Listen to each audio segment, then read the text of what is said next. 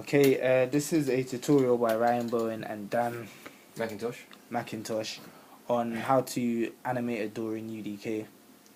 So, once all of your meshes and materials have been imported into UDK, just we'll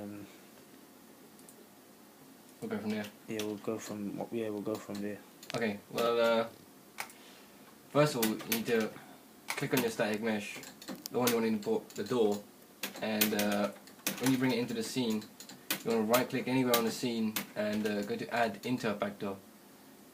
Once that's selected, line it up to wherever you need it to go. And what we're going to need first is a touch actor.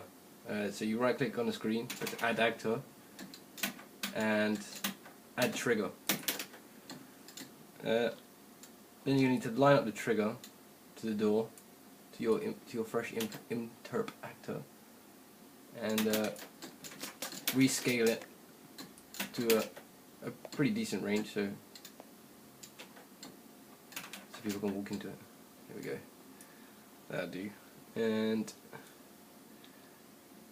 okay, once you have the trigger, you know, open up Kismet and right click on the screen, and with the trigger selected, go to new event using trigger and touch. Okay, and whilst you still have your trigger selected, you want to go to your max trigger count and put that as 0 so there's infinite. That way, if you walk through the door once, it doesn't stop the action, you can do it continuously. Then right click on the screen again and add a new matinee. Now, double click your matinee, and on the left hand side you're going to want to right click and add a new empty group. Then rename your group something like door animation. And there it is.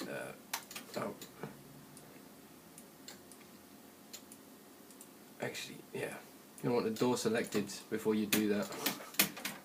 Okay, my bad. Okay, select the door and add a new empty group. Door animation.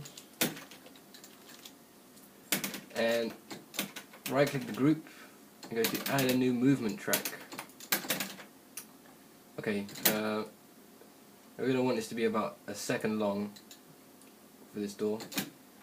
So move the red slider on this time frame to about 1 second, because that's about as far as we need.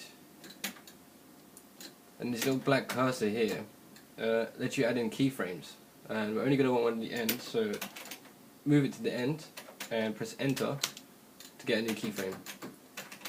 Once that's there, it wants you to move it, so go back to your door with that selected and move the door to the end position of the animation.